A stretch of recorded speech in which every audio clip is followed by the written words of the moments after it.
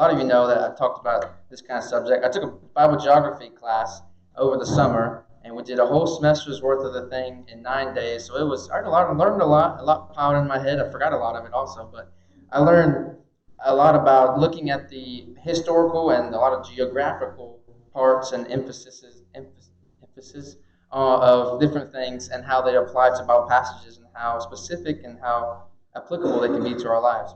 So I took that class, and from that, I've done a lot of different messages or a lot of different studies concerning these passages, and it's pretty interesting to learn these different things. So tonight you're going to get a lot of history from the beginning. I'm going to go over the history. I'll try to go fast so you don't fall asleep. But we'll go through the history. Once we get to the history and the background and the geography kind of stuff with it, then we can understand the passage a little bit better and see what Jesus is trying to teach his disciples. So Matthew chapter 16, we find the Jesus and his disciples going to the city of Caesarea Philippi is the name of the city. Now, the city of Caesarea Philippi is situated, it's about 25 miles north of the Sea of Galilee, and it's between 130, 150 miles north of Jerusalem. So it's a long ways away from Jerusalem. It's considered one of the most northern parts of Israel itself, and how high on the map there really that it is. It is home to one of the largest springs that feeds into the Jordan River at the base of a mountain called Mount Hermon. In the Old Testament, it was actually known as Baal Hermon or Baal Gad because it was seen as the center for Baal worship. This became into play when Israel was divided into northern and southern kingdoms, and Jeroboam of northern kingdom, he instituted the idolatry and the worship of those things, and this city became a big center of that idolatry and Baal worship, and that's why it got its name of Baal Hermon and Baal Gad. The city was later renamed Panias after the Greek god Pan, who was worshipped here by the Greeks and the Romans, specifically the Greeks. And there's one location located outside of the city that's known as the Grotto of Pan, or it's also just the Cave of Pan. And this place became the center of pagan worship for this god, and there's different sacrifices and crazy things that went on there. This Cave of Pan actually contained a bottomless pit. It's a bottomless pit filled with water. I don't know how they got that, but they did. It's a bottomless pit that had water in it, and the people could not figure out how low it was. I remember I was reading about Josephus, the historian. He said that people would take the longest rope and hook them together and try to find the bottom, and never could find the bottom. They said it was a bottomless pit. It was crazy. But this pit, what they would do is they would take their sacrifices, they do all the stuff with them, the crazy whatever the sacrifices was, and they said they throw them into the pit to work to their god Pan. And I don't know how they took that, how they could tell, but if the sacrifice sunk into the water, then that means the god Pan accepted it. And if it didn't sink, I guess he didn't accept it, so there was going to be fire. So I don't know what they were thinking, but that's what they believed. That's what the craziness that was going on. They weren't worshiping the Lord, and that's what they were believing in was Pan. And this Pan, he was a half man, half goat, known as the god of fright. So it must be a very fun god to worship, I guess. I have no idea. But actually, the word panic can be seen from the god Pan. But so it's good stuff. So he was worshiping these caves. And these caves were carved into Mount Hermon, and they had their worship centers and their sacrifices that went on in there.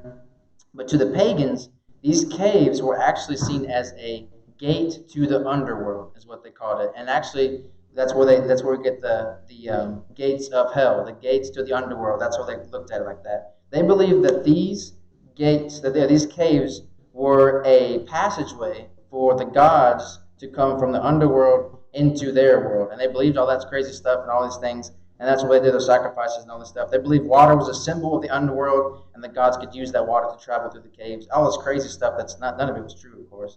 And in order to worship these guys, they commit these immoral acts, and they're killing things and all these different things that they did to try to return these gods to their world. So it's just a place of pagan worship, not a very good place of focusing on Jesus and focusing on his teaching and everything. But Jesus goes to this place to be able to teach the disciples something.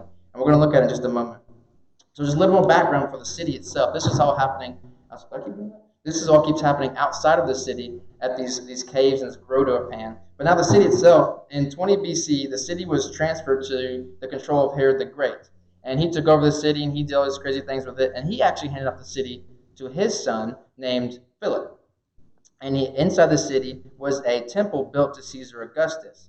Well, when his son Philip got the city, he built it up even more, made this temple great, made the city amazing, and renamed it, as we'll get the name today, or the name back then was Caesarea Philippi, which is named after Tiberius Caesar. So that's how it got its name from that, and that's what it was during the life of Jesus. But after the Jewish-Roman War of 66 to 70 AD, Titus of the Romans, interesting enough, he held gladiatorial shows in the city where they took Jewish prisoners and they slaughtered these Jewish prisoners in the Colosseum that they made in there. A bunch of crazy things on there. And actually, if we look at the next chapter in Matthew, we find that Jesus was actually transfigured in a mountain near this place. So you can contrast that and Jesus and transfiguration, pretty interesting. But the city of Caesarea Philippi is actually only mentioned twice in Scripture, once in this passage and also in Mark in his account of this passage. Today, the city is known as Banias and serves, interesting enough, as a nature reserve. So I don't know how that goes with the god Pan that they believe. I don't know, but that's what it was. So it serves as a nature reserve today. But that's your background before, and there's a lot to go in, a lot to think about. But once we get to the passage, we can see where the emphasis of this historical background can play into what the Lord is trying to teach his people here. So Matthew chapter 16, looking at verse 13 real fast. Here we find, this is also known as Peter's Great Confession. Some people name it as Peter's Great Confession. Sorry, I lost my place real fast. I had my marker in here, it just fell out. So let me real fast get there with you. Matthew chapter 16. Here we go. All right. So we're just going to read the passage. Matthew chapter 16, we'll start in verse 13 and read through verse 20 real fast. So then Jesus came into the coasts of Caesarea Philippi.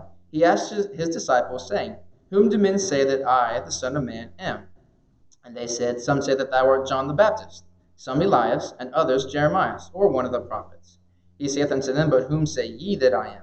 And Simon Peter answered and said, Thou art the Christ, the Son of the living God. And Jesus answered and said unto him, Blessed art thou, Simon Bar-Jonah, for flesh and blood hath not revealed it unto thee, but my Father which is in heaven.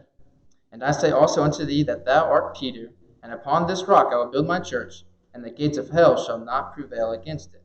And I will give unto thee the keys of the kingdom of heaven, and whatsoever thou shalt bind on earth shall be bound in heaven, and whatsoever thou shalt loose on earth shall be loosed in heaven. Then charged he his disciples that they should tell no man that he was Jesus the Christ. So we're just going to kind of go with starting verse 13 and go through the rest of the verses and kind of look at phrase by phrase and just really a kind of running commentary, I guess you kind of think of it, and how it can be applied and how we're going to take that historical background and the stuff and apply it into the passage. So verse 13 simply is just Jesus. He's traveling with his disciples, and they go to the city of Philippi, right outside the city of Caesarea Philippi, and that's where they're at. They know what's going on. They know about the worship of the god Pan. They know about all this craziness that these people are committing, this immoral acts that they're doing. And Jesus he asks them the question anyway. He says, Who do you think I am? But he says, first in verse 13, he asks them, it's interesting, he calls himself the Son of Man, which I'm reading Schofield and what he said about this. He explains it as being it was his racial name. It's what he used to identify himself amongst the people that were around him, which is interesting. And also the Son of Man was also this name fulfills Old Testament prophecies and different relations to that as well. So verse 13 is just telling us what's happening. So let's go ahead and jump into verse 14. And this is what the disciples answer him, and they give him the answers. So the disciples, they answer him and say, some say John the Baptist, some Elias or Elijah, and some say Jeremiah or one of the prophets. So they give these answers from other people that have been spectating before, or other people that have followed Jesus as well. They gave him these answers from the people that have been following him. And Jesus, he's compared to John the Baptist, who was a great man. He's compared to Elijah, he's compared to Jeremiah. But really, we know Christ is so much more than these men, even though these men were great godly men in their time. It's interesting, 2 chapters before this one, in chapter 14, verse 2, King Herod thought that Jesus, or was John the Baptist, revived. And also in chapter 21, if we jump ahead, the people, interesting enough, recognized Jesus as a prophet. So when they said that he was a prophet, he was John the Baptist, that was the best they could think of, but they weren't really recognizing Jesus as being the Son of God, which is what they missed. But they did recognize Jesus as being a great man. That's who he was. And we see that Jesus wants to know what the disciples think themselves in the next verse. That's what he asks them in verse 15. But whom say ye that I am? Asking them specifically. Jesus was held to the highest human pedestal by those around him, but the answer he receives from Peter for the group was the right one in verse 16. And we see as Simon Peter answered and said, Thou art the Christ, the Son of the living God. So this is one of the few places we find Peter doesn't put his foot in his mouth, right? Because he's just known for saying this crazy thing. He's not thinking what he's saying. But right here, Peter gives a great answer to the Lord, and he answers him correctly and recognizes and openly acknowledges the Lord's deity by what he says here. Interesting that Peter, when he says, You are the Christ, we have the article the, what that means. He wanted to designate that Christ is the one and the only Son of the living God, one and only Son of God, which is Jesus. The same phrase was used by the disciples, and back again in chapter 14, when Jesus calms a storm on the sea. They say he is the Christ, the Son of the living God. So here again we see that they're shown that Jesus is the Son of God, and just like he showed them just a few chapters before, he has the power to prove who he is through what he has done. But Peter also calls him Jesus, the Son of the living God. And it's funny at that location that these people, they worship the gods who never actually lived. They believed in this god Pan, who I'm sure none of them ever saw because he wasn't a real person. And they believed, one of the commentators talked about being these dead gods compared to Jesus being the living God, compared to the living God. But these people, they worship idols and man-made images of these gods, but the disciples were able to follow and worship the living God and his Son, who was alive with him as well. So it's pretty interesting to look at the contrast between those two things of being alive, the living God, Son of the living God, compared to these man-made images and this man-made God called Pan. We also see that the phrase, the Son of God itself, is used to emphasize, once again, Christ's deity and with God the Father and the relationship between Jesus and God. He's the Son of God, God's Son. That's what it was. So we see Peter's answer. He answered Jesus correctly. He gave him what he wanted to know, which was right. Now Jesus is going to tell them what he thinks about Peter's answer in the following verses. So verse 17, we see that Jesus answers. He says, "Blessed art thou, Simon Bar-Jonah, for flesh and blood hath not revealed it, but my Father which is in heaven." So the phrase, "Blessed art thou, Simon Bar-Jonah," simply Simon Bar-Jonah is just Peter's name. It's Peter, son of Jonah. That's simply what it means. And it says, son of Jonah, you is the word, lost my place. Blessed, the word blessed there could just be seen as being very fortunate and very happy. Very fortunate also means happy. He was very happy and very fortunate to get the right answer. But we see that Peter is blessed because God has revealed the truth for him. And Jesus just plainly says that. That's what he's talking about with that. It says, "My Father hath revealed." Peter was not taught the truth of Christ, but rather he has been shown the truth of Christ through God the Father and, of course, through Jesus' example. Jesus then continues in verse 18, talks and gives more to Peter. He says, "Thou art Peter, and upon this rock I will build my church, and the gates of hell shall not prevail against it." So just the phrase focusing on, "Thou art Peter, and upon this rock." Peter's name, of course, simply means a rock or a stone. I meant to look up what my name means. I didn't get to. It's probably not as cool as being a rock. But Peter's name is a rock. And Jesus says, "Upon this, thou art Peter, upon this rock I'll build my church," which is interesting. But he also uses the same word, Peter's name and the word rock are both the same Greek word. Petra is the same word. And they're both used the same way in this verse. Now, of course, this doesn't mean that Peter has extra prominence or anything. He's not set above the rest of the disciples, though other religions have done that and taken and made him a great person. Well, he was a great person, but he's nothing special as far as related to other people. And Peter even explains that in 2 Peter 2, verses 4 through 9. He explains that he's nothing more than just what God has given him the abilities to do.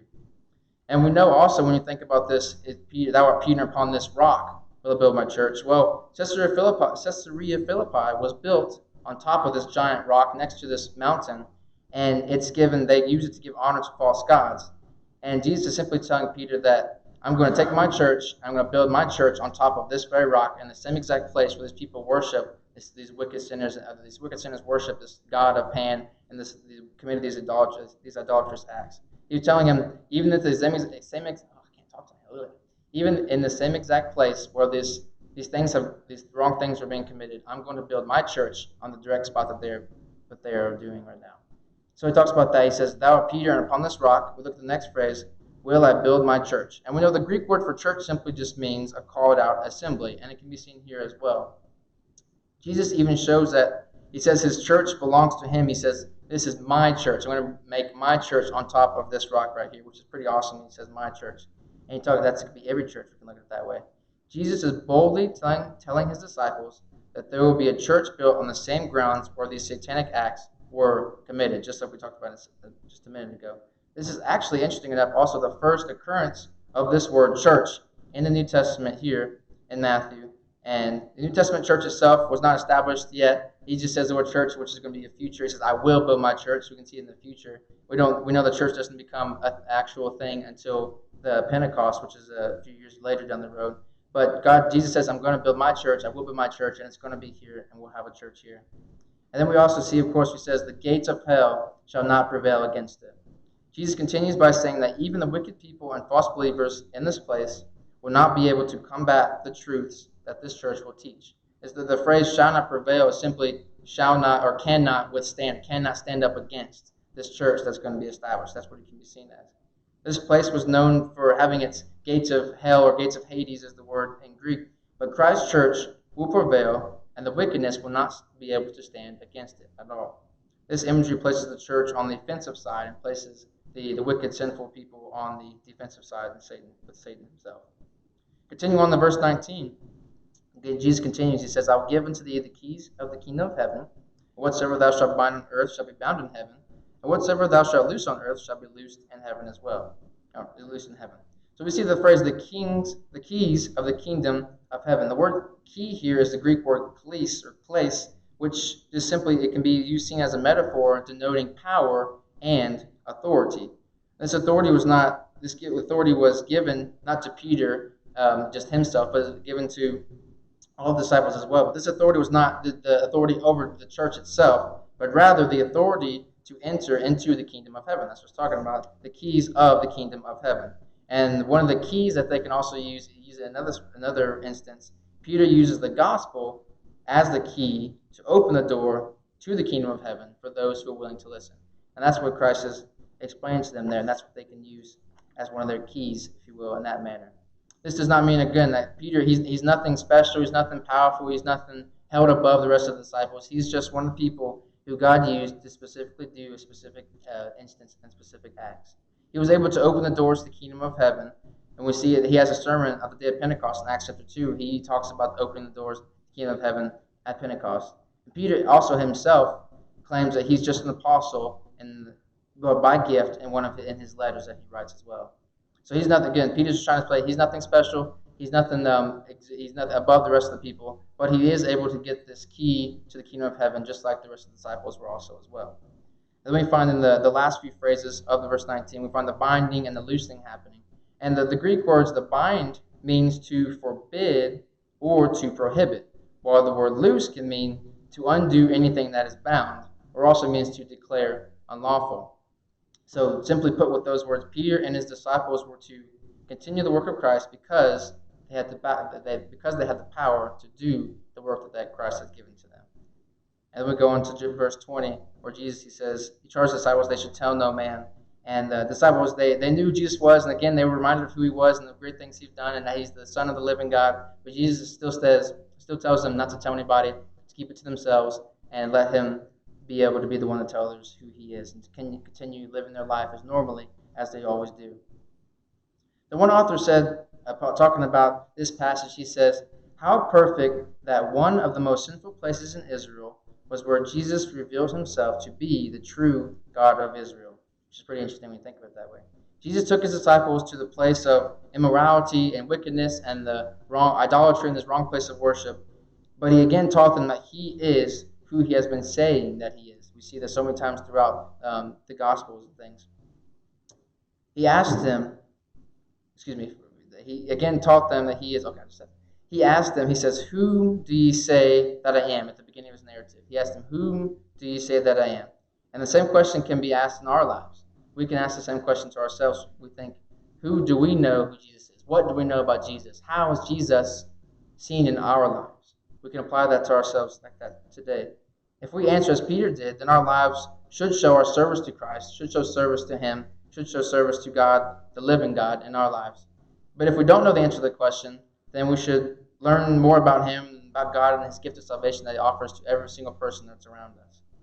If you know him, are you living a life that shows it? God has given us the knowledge and the power to do so. But are you? Are you taking these things, the promises he gives in here? He talks about the church, and they're going to stand against the gates of hell, not going to be able to prevail against him. He talks about all the different things and how he's going to build, on this rock I will build my church. He says, I will build my church. It's going to happen, and it has happened. We're in the church even today. We see, can others see Jesus living in you? So in this passage, that's what we want to see today. So let's pray real fast. We'll be done, and we'll go on the rest of the night. Did you just thank you for today? Thank you for all your blessings, Lord. Thank you for the great passage we're able to look at quickly, and how we're able to understand the places that you walked, Lord, and what you wanted us to learn from that, and how you use this as a teaching method for your disciples, and how they're able to learn more about you, and how you're able to show your power to them, Lord. Help us also to, when we think of this passage, to remember how we can apply this question to our lives of who you are, Lord, and what you mean to us.